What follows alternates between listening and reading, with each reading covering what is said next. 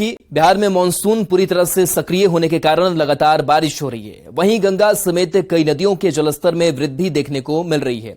आलम यह है कि पटना के दीघा घाट में कटाव शुरू हो चुका है और घाट के आसपास बड़े स्तर से कटाव देखने को मिल रहा है।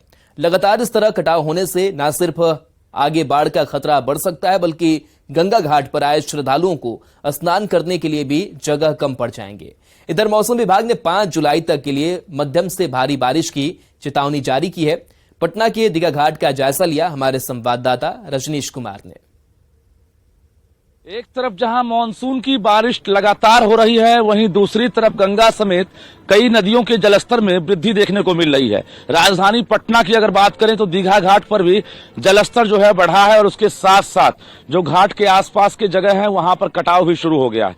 हालांकि हर साल जो है बालू भरी जो बोरी है यहाँ पर लगाए जाते हैं, लेकिन इस बार आप देख सकते हैं कि बड़े पैमाने पर कटाव हुआ है और महज 2 दिनों की बारिश के बाद ये कटाव है। उसके साथ साथ जो गंगा का जलस्तर है देख सकते हैं किस तरह से बढ़ रहा है।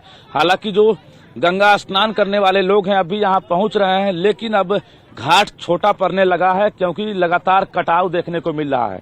आप चारों तरफ देख सकते हैं कि जो दीघा घाट है यहाँ पर किस तरह से जो है कटाव हो रहा है। हालांकि बाढ़ को लेकर लगातार आपदा प्रबंधन का कंट्रोल रूम जो है मॉनिटरिंग कर रहा है। आपदा प्रबंधन विभाग ने अलर्ट भी जारी कर दिया है। पटना समेत जो भी प्रभावित जिले हैं, चाहे कोसी इलाका हो, उत्तरी बिहार के इलाके हो, तमाम जगहों पर अलर्ट पर जल संसाधन विभाग के साथ साथ आपदा प्रबंधन विभाग है।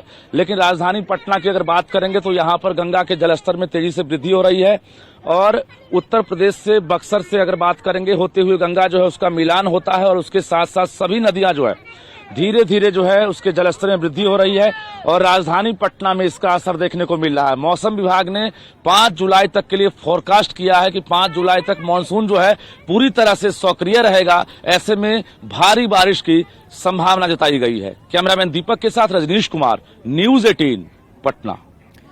नेपाल में हो रही बारिश से गंडक नदी के जलस्तर में बढ़ोतरी होने लगी है। गोपालगंज में गंडक नदी के जलस्तर में वृद्धि होने से दियारा इलाके के लोग चिंतित हैं, क्योंकि गंडक नदी के टूटे हुए गाइड बांध की मरम्मती नहीं कराई गई है। सदर प्रखंड के राजवाही और सिमराही गांव को बचाने के लिए बनाए गए गाइड बांध 3 साल पहले टूट गया, जिससे अब तक मरम्मत नहीं कराया गया। ग्रामीणों को चिंता सता रही है कि जलस्तर में वृद्धि होने से इन गांवों में पहले पानी फैल जाएगा और गांव डूब जाएगा। गंडक नदी के सदर प्रखंड राजवाही गांव से ग्राउंड रिपोर्ट दिखा रहे हैं संवाददाता गोविंद कुमार। गंडक नदी में वाल्मीकि नगर बराज से पानी डिस्चार्ज किए जाने के बाद जलस्तर में लगातार वृद्धि हो रही है और अभी हम मौजूद हैं गोपालगंज बेतिया को जोड़ने वाली गंडक नदी पर बने पुल पर। ये तस्वीर है गोपालगंज के सिमराही गांव की, जो सदर प्रखंड के इलाके में पड़ता है और यही गाइड बांध है जो टूटा हुआ है। इन गांव में पानी फैल जाता है। हाँ, पानी ऐसे चल जाता है, बहुत कम है। अगर गाइड बांध बन जाएगा तो तब ना जाई। कुछ और भी लोग हैं, इनसे ही बात करते हैं। क्या दिक्कत होती है गाइड बांध टूटने से? ढेर दिक्कत है। क्या क्या?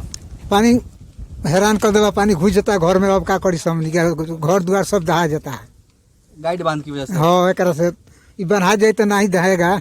घर पूरा दह जाता है, घर सामान दह जाता है, चावल गेहूँ खाने का पैसा नहीं रहता है। टूटने से दिक्कत ये होता है, पानी आवता तंबाल जाल आदमी सब परेशान होता है। ये गोपालगंज सदर प्रखंड के दियरा इलाके के किसान हैं और बता रहे हैं कि गंडक नदी के गाइड बांध के टूटने के बाद कैसे राजवाही और सिमराही गांव में जलस्तर जब बढ़ता है तो वहां तबाही मच जाती है। ऐसे में इलाके के ग्रामीण जो है वो जल संसाधन विभाग और जिला प्रशासन से गंडक नदी के टूटे हुए गाइड बांध को फिर से बनाने की मांग कर रहे हैं। गोविंद कुमार, न्यूज़ 18 गोपालगंज। पूर्णिया के राजकीय मेडिकल कॉलेज अस्पताल में इस बार एमबीबीएस में 100 सीट पर एडमिशन का रास्ता साफ हो गया है। एनएमसी यानी नेशनल मेडिकल कमीशन ने इसके लिए लेटर ऑफ परमिशन भी दे दिया है। मेडिकल कॉलेज के प्रिंसिपल डॉक्टर इफ्तिकार अहमद ने कहा कि 1 महीने पहले एनएमसी ने एलओआई यानी लेटर ऑफ इंटेंट दिया था, जिसमें इंफ्रास्ट्रक्चर और शिक्षकों को लेकर कुछ शर्तें रखी गई थी, लेकिन इंफ्रास्ट्रक्चर और जरूरी एकेडमिक स्टाफ पूरा हो गया है। अब 2023-24 सत्र से राजकीय मेडिकल कॉलेज पूर्णिया में भी 100 सीट पर एमबीबीएस में नामांकन होगा। एलओपी यहाँ मिल गया, लेटर ऑफ परमिशन, इसमें एडमिशन होने का होगा ही इस बार। और बिहार सरकार टीचर भी यहाँ हर डिपार्टमेंट में जो फर्स्ट MBA में पढ़ाई होती है, नॉन क्लिनिकल सब्जेक्ट जिसमें एनाटॉमी, फिजियोलॉजी, बायोकेमिस्ट्री आता है, तीनों में असिस्टेंट प्रोफेसर और ऐसा ट्यूटर दे दिए हैं जिसमें पढ़ाने में लड़कों को कोई दिक्कत नहीं होगी। और जहाँ तक इंफ्रास्ट्रक्चर का बात है तो करीब करीब सब तैयार है, हॉस्टल भी तैयार है, लेक्चर थिएटर भी तैयार है। पूर्णिया और सीमांचल के लोगों के लिए बड़ी खुशखबरी है। पूर्णिया मेडिकल कॉलेज में इस बार से एमबीबीएस के 100 सीटों पर नामांकन शुरू हो जाएगा। इसको लेकर एनएमसी ने मंजूरी दे दी है। जीएमसीएच के प्रिंसिपल डॉक्टर इफ्तिकार अहमद ने कहा कि एनएमसी ने एलओपी दे दिया है और इस परमिशन मिलने के बाद अब काउंसलिंग होगी और काउंसलिंग के बाद 100 सीटों पर यहाँ पर एमबीबीएस में नामांकन होगा। इसके लिए अभी करीब 16 शिक्षक की भी नियुक्ति हो चुकी है और कई अन्य शिक्षक अभी ज्वाइन भी कर रहे हैं और इस सत्र से यहाँ पर एमबीबीएस की पढ़ाई शुरू हो जाएगी, जिससे इस इलाके के लोगों के लिए बहुत बड़ी खुशी होगी। कुमार प्रवीण, न्यूज़ 18 पूर्णिया। और इस बीच आरा से बड़ी खबर है, जहां आपसी विवाद में जमकर मारपीट हुई है। एक ही परिवार के 11 लोगों की पिटाई कर दी गई है। तो आरा से खबर, जहां आपसी विवाद में मारपीट हुई है और इस मारपीट में एक ही परिवार के 11 लोगों को पीटा गया है। सभी को अस्पताल में भर्ती कराया गया है। बताया जा रहा है कि नवादा थाना के बहियरो गांव की घटना सामने आई है। पुलिस मामले की जांच कर रही है। बताया जा रहा है कि मुन्ना पासवान का भतीजा शिव मंगल पासवान गांव के ही उत्क्रमित मध्य विद्यालय में पढ़ता है। स्कूल में 1 महीने पहले एक लड़के से झगड़ा हुआ था। उस समय शिव मंगल पासवान ने उसकी पिटाई कर दी थी, जिसके बाद लड़के के घर वाले शिव मंगल के घर पूछताछ के लिए पहुंचे तो उनकी भी पिटाई कर दी गई।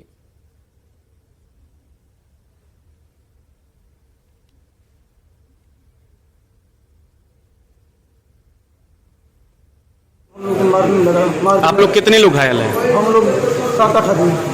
तो कितने सब कुछ ज्यादा चोट आया है? सब कुछ चोट है। कैसे से मारा है सब? ईंटा से, डंडा से, बैट था, बेल्ट था। घर में घुस के या फिर ऐसे ही? घर में घुस गया था, 2 घुसा था। हाँ। बाकी सब लोग था। भागलपुर से बड़ी खबर है, जहां मनीष घोष हत्याकांड का खुलासा हो चुका है। पुलिस ने 2 आरोपी को गिरफ्तार किया है। तो भागलपुर से बड़ी खबर, जहां मनीष घोष हत्याकांड का खुलासा पुलिस ने कर दिया है। साथ ही पुलिस ने 2 आरोपी को भी गिरफ्तार कर लिया है। हवाला कारोबार में हत्या की गई थी, ये जानकारी मिल रही है। 1 मई को मनीष घोष की हत्या की गई थी। समरसपुर गांव के पास हत्या हुई थी। लोदीपुर थाना इलाके में हत्या की गई थी। पुलिस ने मनीष घोष हत्याकांड के 2 आरोपी राम कुबेर शर्मा और मनीष कुमार सिंह को गिरफ्तार कर लिया है। इनके पास से एक देसी कट्टा, एक जिंदा गोली और मृतक का लैपटॉप बरामद किया गया है। पुलिस ने बताया कि जिस कंपनी में मृतक मनीष घोष काम करता था, उसका मालिक मनीष कबाड़ी की आड़ में हवाला का काम करता था, जिसका सारा काम अकाउंटेंट मनीष घोष ही देखता था। मनीष घोष और मालिक के बीच हवाला कारोबार को लेकर आपस में तकरार हुई थी। इसी को लेकर मालिक ने मनीष कुमार सिंह और राम कुबेर शर्मा को हत्या की सुपारी दी, जिसके बाद दोनों ने मिलकर मनीष घोष की हत्या कर दी।